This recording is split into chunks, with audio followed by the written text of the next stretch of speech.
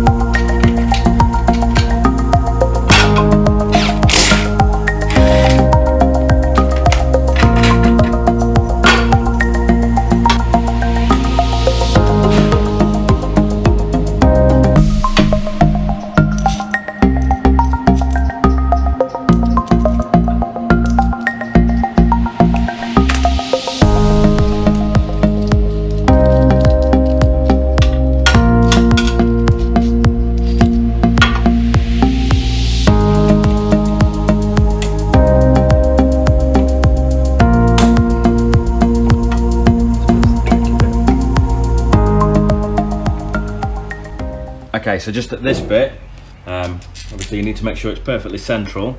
And this is going to take up that slack in there. Slowly push that through. And then on the other side, again, we need to make sure that this is seated properly. And you just need to use the jack as a little bit of a tool just to get that right.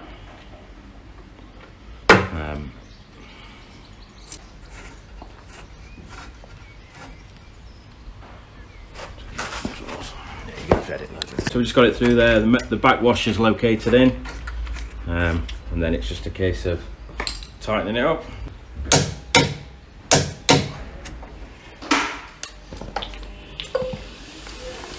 And just pop the nut cover, and we got job done. And then you just follow the same procedure for the bottom, obviously exactly the same. Just when you take these out, just be cautious that you don't want to damage your powder coat. As I say, with the 1/2 inch bolts it is quite tight. Obviously it can be done, it's just got to be careful when you do that.